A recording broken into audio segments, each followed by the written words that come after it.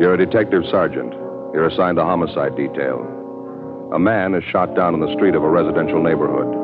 He's critically wounded. You don't know who the assailant is. You don't know where he is. Your job, get him. Compare Fatima with any other king-size cigarette. Prove Fatima quality yourself. You'll find Fatima's length filters the smoke 85 millimeters for your protection. Fatima's length cools the smoke for your protection. You'll find Fatima's length gives you those extra puffs, 21% longer than standard cigarette size. And in Fatima, you get an extra mild and soothing smoke.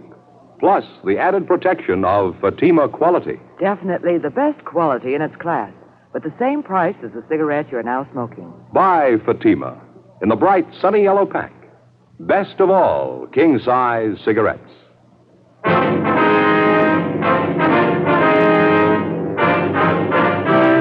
Dragnet, the documented drama of an actual crime. For the next 30 minutes, in cooperation with the Los Angeles Police Department, you will travel step by step on the side of the law through an actual case transcribed from official police files. From beginning to end, from crime to punishment, Dragnet is the story of your police force in action.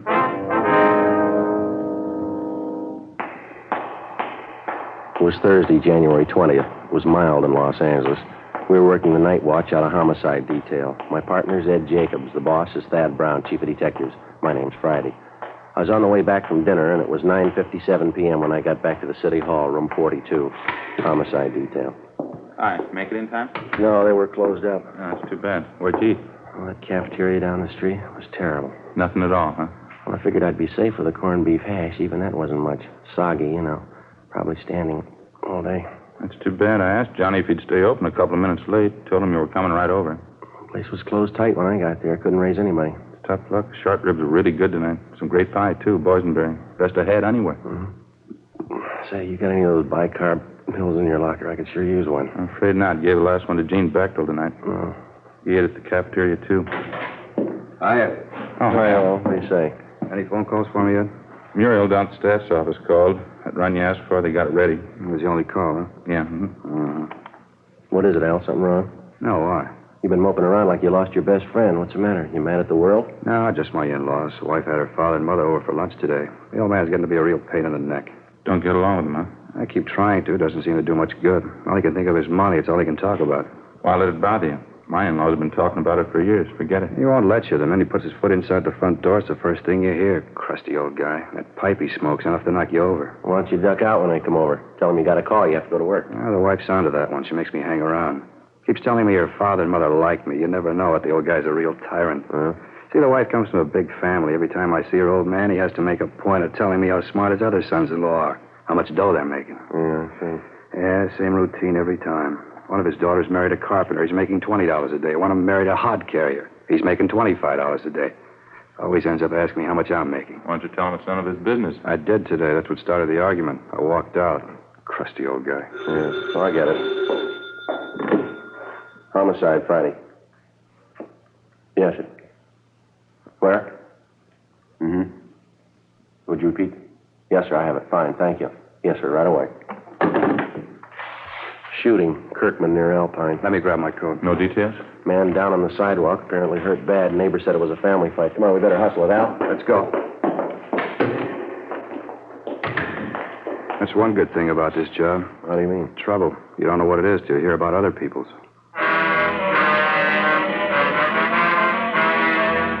Sergeant Al Shambra, Ed and I drove out to the scene of the shooting. Code 3, red light and siren.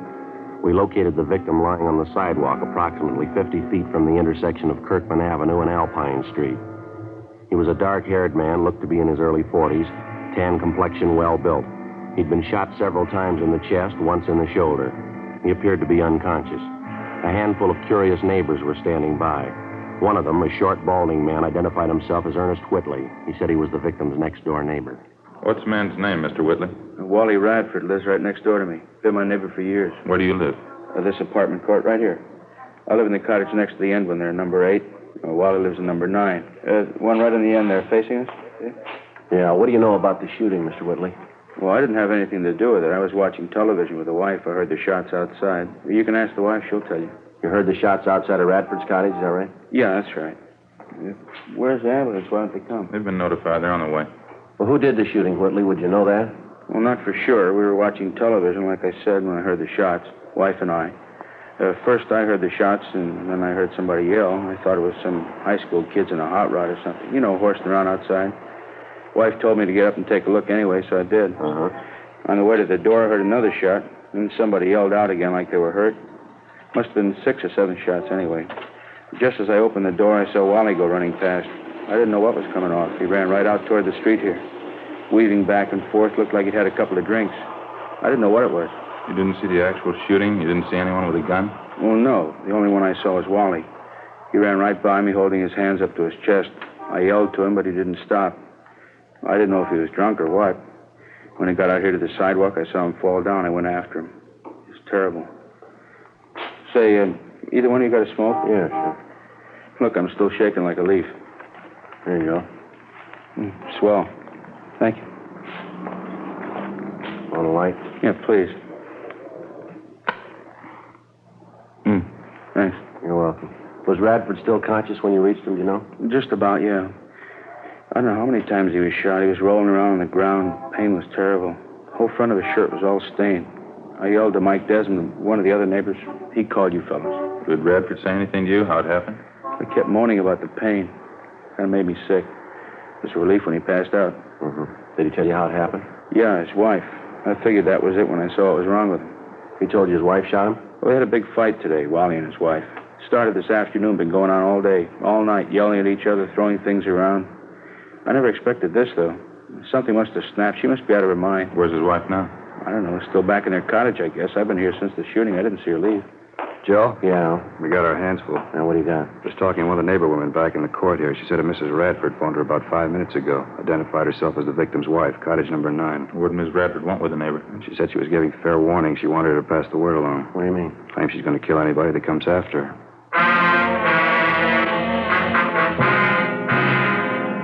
10:28 p.m. The ambulance arrived, and the attendants administered first aid to the victim of the shooting, Wallace Radford. Before he was rushed to Georgia Street Receiving Hospital for further treatment, Radford regained consciousness long enough to confirm the fact that it was his wife who shot him. That was about all he could tell us before the sedatives took effect. The 2 officers and 2 of the radio cars which were standing by were detailed to keep the crowd away from the apartment court where the shooting took place, in particular Cottage 9, where the Radfords lived. The blinds were drawn in the house. There were no lights showing. We called the Radford cottage on the phone, but there was no answer. Al Shambra and Ed circled around and back for a closer look at the place. I continued interviewing the Radfords' next-door neighbor, Ernest Whitley. I guess I should have known it'd come to this someday, the way they've been fighting lately, Wally and his wife. They've been doing nothing but wrangling, day in, day out. Well, you any idea where Mrs. Radford got the gun? She must have used Wally's, I guess. Don't know where else she'd get her hands on one. He keeps a gun in the house, does he? Yeah, as long as I've known him, he has. 38 automatic. I don't know the make, though. Do you happen to know if Mrs. Radford was used to handling a gun? No, typical woman. I remember Wally and Stella were over for cards one night. Stella, that's Mrs. Radford. Yeah, I know. I don't know how it came up, but Wally and Stella started arguing about him keeping a gun in the house. Stella didn't like it a bit, said she was afraid of guns. Didn't even like to have him around. I'm surprised she even knew how to pull a trigger. You said the Radfords had a big fight today. What was it about? Do you happen to know? Same old thing, I guess. Stella was always accusing Wally of running around with other women, running around town drinking. As far as I know, it wasn't true. Matter of fact, it was just the opposite. If anybody was on the town, it was Stella. I happen to know at least one guy she was making eyes at. Oh, here's your friend. Hi, what's it look like? Not good. House is pitch dark. Can't hear anyone moving around inside. Won't be easy to get her out of there, Joe, the way the cottage is situated. Why, what's the problem? The rear of the house backs up against that hill there. Yeah. Just a small space between the end of the house and the hill. No back door, just windows. One of them's open a few inches. You mean the front door's the only way in the place, huh? No, there's a side door on the left of the house there, left-hand side. That's a kitchen door, Sergeant. Leads right into the kitchen. Just like our place. All the cottages are laid out the The same. living room's just inside the front door, then, huh? Yeah, that's right. Bedroom's in the right rear, kitchen in the left rear. A small bathroom leading off the bedroom leads to the left. She won't come out peaceably. How about a tear gas shell? That ought to bring her out. Well, I don't know if we'll need it, Al. Might be a waste of time. Whitley here was just telling me Mrs. Radford isn't familiar with guns. You think she know how to reload the automatic, Whitley? No, sir. I'm pretty sure she wouldn't. I don't even know if Wally had another clip of shells around the house. Even if he did, Stella wouldn't know what to do with it. Well, how about the clip that's already in the gun? Good chance she's got a couple of shells left. She fired more than half a dozen of them, I know that. She must have gone crazy. There were at least 7 or 8 shots. Well, they're just about empty, the gun. How about it? You want to try rushing the place? Let's go. Okay with me. All right, you better stay out here for the time being, Mr. Whitley. Might be some shooting. You know you taking any chances. Yes, sir, sure. Okay, Sergeant. I'll be right back here if you want me. Thank you very much. All right, let's try it. How you want to handle it? Why don't you and Al take the side door? I'll go in the front. You want to see if we can get a rise out of her first? Yeah. Might be she'll give it up without a fight. I'll call out to her a couple of times first. If there's no answer, we'll rush the place. Okay. Now, let's make it all together, huh? Just wait for a signal. I'll call it out. All right. Okay. That's it. Side door just behind the shrub over there. Gives a little time to get around her, huh? Yeah, now, when I call out the rush, make it fast. It's the only thing we got in our favor. We'll try and surprise you. Right. See you later. Yeah, be careful. Mrs. Radford? Miss Radford, can you hear me? Police officers, we've got your place surrounded. We want you to come out. Can you hear me, Miss Radford? We want you to come out. Miss Radford? All right, let's go. Hit the doors.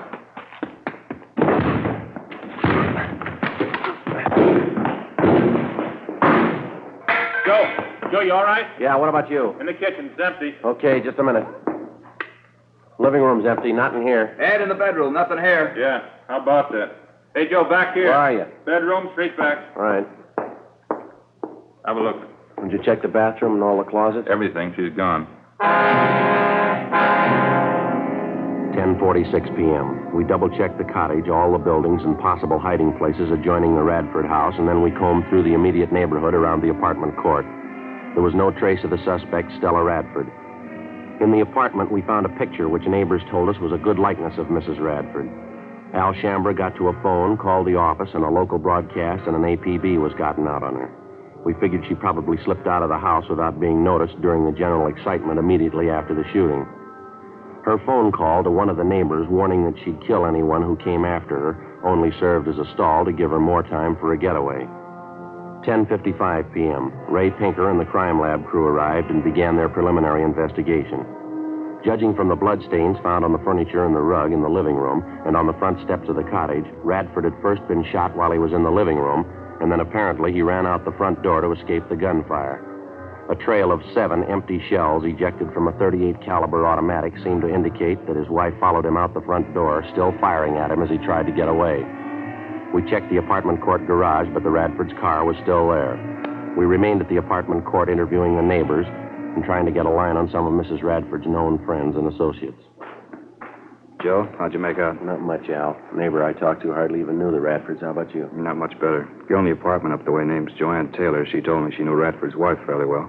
Says she has a sister in town. Doesn't have any idea where she lives, though. How about the boyfriends Mrs. Radford's supposed to be running around with? She know anything about that? She thinks she was doing a little running around. She doesn't know who the men are, though. Hear anything about Radford's condition? Yeah, I checked with Georgia Street a couple of minutes ago. It's pretty critical. I don't know if he's going to make it or not. Joe, Al, back here, hustler. Come on. What do you got? Radford's neighbors next door. Whitley's. Just got a call from Mrs. Radford. She's talking to Mr. Whitley on the phone right now. Let's go. I don't know what this is all about.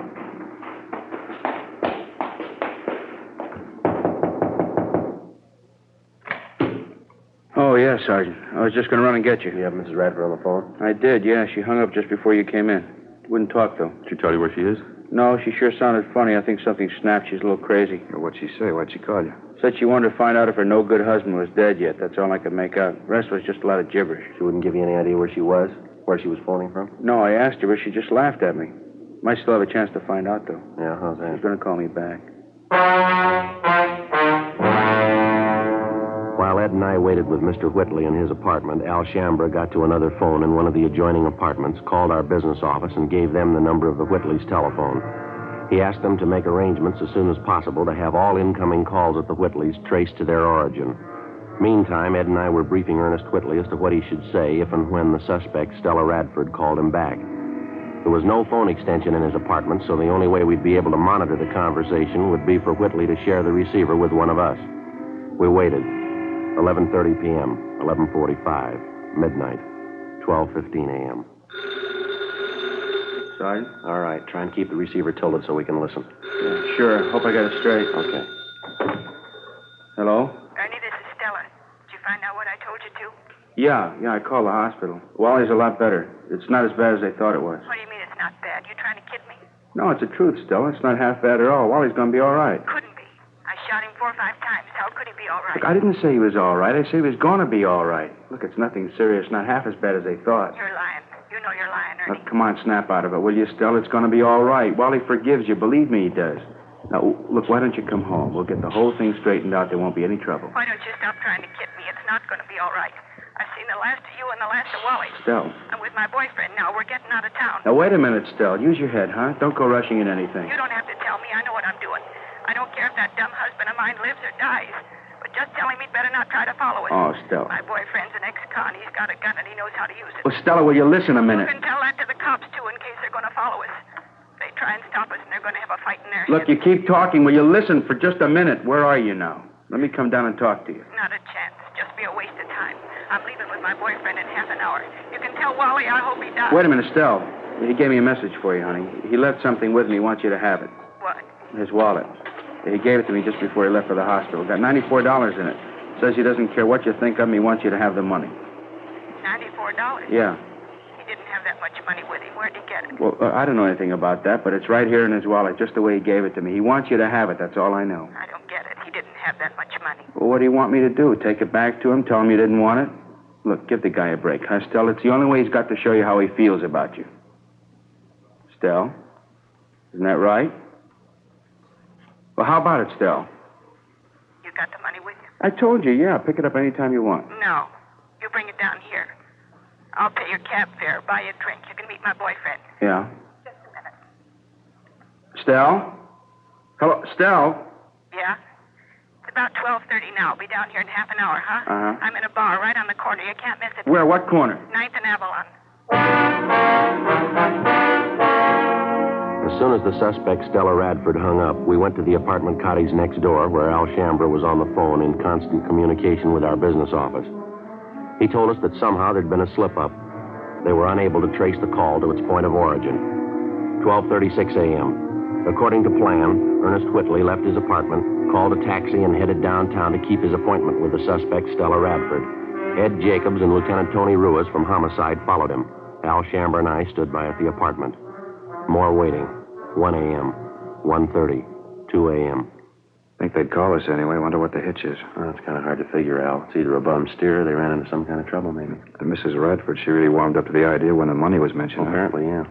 I was listening in when Whitley gave her the story. She seemed to go for it. It's kind of hard to tell. The way this whole thing shapes up, she can... Might be them now. Give a look. Joe? Oh, yeah, Ed. What happened? How'd it go? We covered the portal closing, cruised the neighborhood, gave her plenty of time. Yeah. No luck, she didn't show.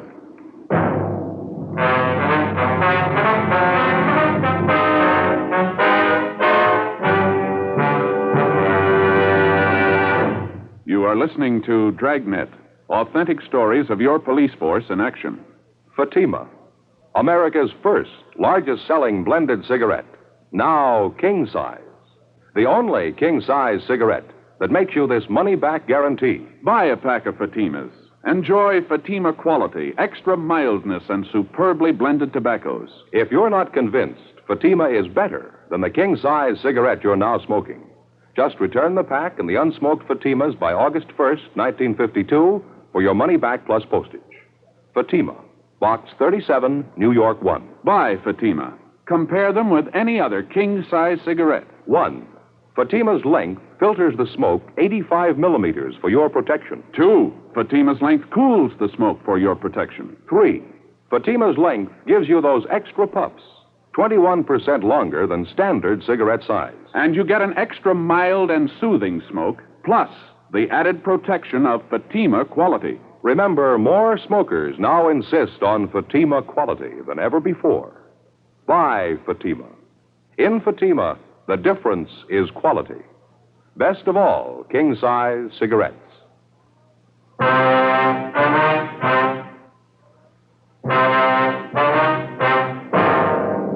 Friday, January 21st, 2:28 a.m. With the failure of the suspect, Stella Radford, to keep the date with her next-door neighbor, Ernest Whitley, at the Avalon Boulevard bar, we reached a temporary stalemate. Despite the fact that checks were made at all restaurants, bars, and other business places in the vicinity of 9th and Avalon open that time of night, there was no report or trace of the suspect. While the search continued, we stood by at the Whitley apartment in the hope that Mrs. Radford might call back. A check of our Records and Identification Bureau failed to turn up any record on either the victim or the suspect, his wife. Ed called Georgia Street Receiving Hospital again, but there was no change. Wallace Radford's condition was still critical. At 2:35 a.m., Stella Radford telephoned again. While we listened in, she told Whitley that she'd had no intention of keeping that appointment with him at the Avalon Boulevard bar. She told him that she knew he was working with the police, that she saw officers follow Whitley to the bar where they were supposed to have met. She again warned him of the consequences in the event anybody tried to apprehend her. After she hung up, we checked with the business office, and they told us that the calls had been coming from a telephone prefix which was impossible to trace. 10 minutes later, Whitley got another call from the Radford woman. The conversation went on for the better part of 20 minutes. She didn't seem to make much rhyme or reason. Her only concern was the condition of her husband, whether or not he was dead. She hung up abruptly, but 15 minutes later, she called Whitley again. Look, Stell, I told you there isn't going to be any trouble. Now, why don't you go and see Wally? He's lying down there in the hospital. He wants to see you. How about it, huh, Stell? Is he dead or not? That's all I want to know. My boyfriend and I are leaving first thing in the morning. I want to find out before I go. Why don't you at least give me a chance to talk to you, Stell, huh? We've been good friends. You know I wouldn't do anything to hurt you or Wally. Now, let me talk to you, huh? There's nothing to talk about. If you got anything to say, you can tell me now. All I want to do is find out about I Wally. told you he's hurt, but he's going to be all right. It's not serious. Stell? Why don't you stop lying to me? Look, I'm not lying, Stell. I wouldn't lie about something like that. What's the matter with you anyway? You been drinking? What's it your business? You're not kidding me, Artie. You're trying to help the cops. Don't you think I know that? What kind of a fool you think I am? Look, I'm trying to help, Stell, that's all. Sure, you're trying to help. Not me, though. You're trying to help the cops. I know they're with you. When we made that date to meet at the bar, you told them all about it. No. You left the house and they left right after you. I know Stell, all about it. no, you got it wrong, honey. I'm trying to help both of you, you and Wally. I'm trying to help the best way I know how. Now, why don't you come home? I told you we'll straighten the whole thing out. There won't be any trouble. Don't hand me that. I said we're leaving town, me and my boyfriend. Now, what about that money? $94. She said Wally wanted me to have Yeah, that's right. He does. Now, how can I get it to you if you don't trust me? Get away from the cops, that's all. Oh, Stell. Maybe I could use the money, but I'm not giving myself up. Look, for you're $94. wrong about the cops, Stell. Believe me, you are. Now, why won't you let me meet you someplace? Any place you want, just let me talk to you. How many times do I have to tell you there's nothing to talk about? All I want to know is about Wally. Is he dead yet? But I told you, he's not dead. He's going to be all right. Look, why can't you believe me? It's not what they thought. Wally will be okay. Ed, Yeah? in the next room. But what for, Stell? Why? Now, come on, snap out of it, huh? No, it's the truth, so help me. Yeah, what's the matter? Well, it just happened to strike me. You hear that streetcar that just went by a minute ago? Yeah, I did. Why? Did you notice a little before that when we were listening on the phone? Sounded like the same thing coming over the line, didn't it? Yeah, come to think of it, it did. Matter of fact, I heard it a couple of times coming over the phone. It's pretty regular. Yeah, that's what I mean. Streetcars have been passing by here regularly, too. Not much of a time lapse, either. Not much more than a minute. Mm-hmm. Well, I mean between the time when we hear it over the phone and the time the streetcar actually passes this place. Yeah? Well, if we've got the right angle, there's only one way to figure it here. She's phoning from somewhere in the neighborhood, and she's fairly close, wouldn't you say? Where do we start looking? Well, car tracks only run two ways. 3:30 a.m. Ed and I went back into the next room and continued to monitor the conversation between Whitley and Mrs. Radford. Whitley seemed to know how to keep the suspect talking, even though the purpose of her conversation seemed to make little or no sense. At 3:42 a.m., while we listened in, on the other end of the line, we again heard the sound of a streetcar approach and pass. Ed checked his watch. Approximately 1 minute, 38 seconds later, we heard a streetcar pass by in front of the apartment court. Before Ed and I left, we jotted down a note for Whitley asking him to keep Mrs. Radford on the line just as long as possible. We got in the car and drove north along the car tracks at about the normal speed of a streetcar. 1 minute and 38 seconds of driving brought us a distance of little more than 8 blocks. It was on the fringe of a park area. There were only 3 residential buildings in the immediate vicinity. There were no lights showing in any of them. We checked the location for public telephones, but we found none. 4:15 a.m., we turned around, drove back to the apartment court, and using the same timing procedure, 1 minute, 38 seconds at 25 miles an hour, we drove along the car line in a southerly direction. Sure not much of a choice. Bars are closed, most of the restaurants. No lights burning on this block. A few up ahead there in the next block, Ed. Yeah. Got to come pretty soon, doesn't it? Yeah, it's a minute right now. I can't see how we'd be wrong on it, can you? Too much right off is just a coincidence. A minute, 15 seconds. A minute, 20. Better slow down, huh? Yeah. What do you think? Well, it's a service station across the street. It's closed up. Well, a lot of them have outside payphones, don't they? You see any? No? None on this side.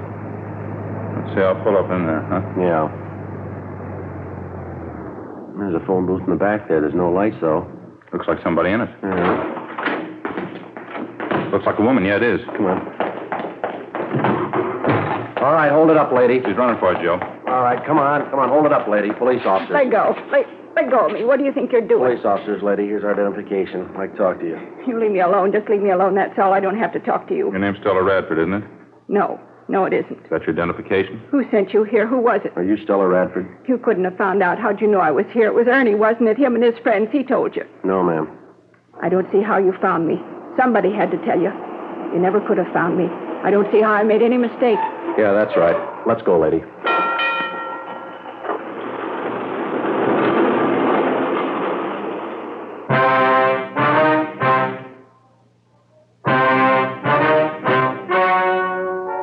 The story you have just heard was true. The names were changed to protect the innocent. On April 16th, trial was held in Superior Court, Department 88, City and County of Los Angeles, State of California. In a moment, the results of that trial. And now, here is our star, Jack Webb. Thank you, George Fenneman. Friends, as you know, Fatima Cigarettes makes it possible for us to bring you this Dragnet series. And each week, of course, we set aside a couple of minutes to tell you about Fatimas. We've already told you why we believe Fatima is the best of all king-size cigarettes. The rest is up to you. I suggest you buy a pack of Fatimas and compare them yourself. Fatimas give you an extra mild and soothing smoke, plus the added protection of Fatima quality, something no other cigarette has. Look for that bright, sunny yellow pack tomorrow and try Fatima.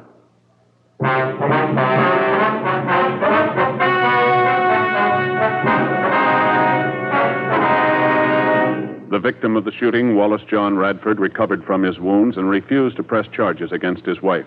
However, she was tried in Superior Court and found guilty of Section 245 PC, assault with a deadly weapon. She was sentenced to the term prescribed by law. Assault with a deadly weapon is punishable by imprisonment in the state penitentiary for a term not less than 1 nor more than 10 years. Ladies and gentlemen, Mr. Joseph M. Kennick, President of the California State Juvenile Officers Association. Thank you. The California State Juvenile Officers Association has asked me to present this award of merit to Jack Webb and to Dragnet for outstanding service to law enforcement in the authentic and sympathetic portrayal of the police officer in the field of delinquency control. Thank you very much, Mr. Kennick. And I'll be looking forward to meeting you again and the members of your association at your annual conference banquet tomorrow night here in Los Angeles.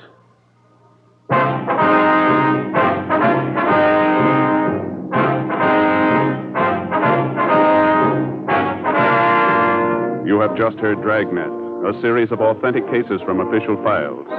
Technical advice comes from the Office of Chief of Police W.H. Parker, Los Angeles Police Department. Technical advisors Captain Jack Donahoe, Sergeant Marty Wynn, Sergeant Vance Brasher. Heard tonight were Barney Phillips, Herb Ellis, Jack Crucian, Helen Cleve. Script by Jim Moser. Music by Walter Schumann. Hal Gibney speaking. Fatima Cigarettes, best of all king-size cigarettes, has brought you Dragnet, transcribed from Los Angeles.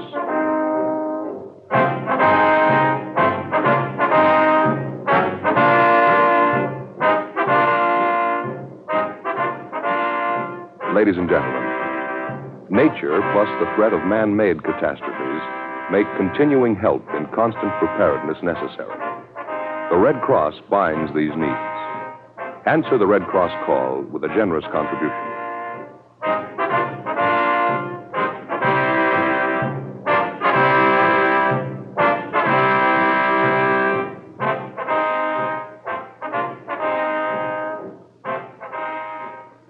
Next, it's Mr. Keene, Tracer of Lost Persons on NBC.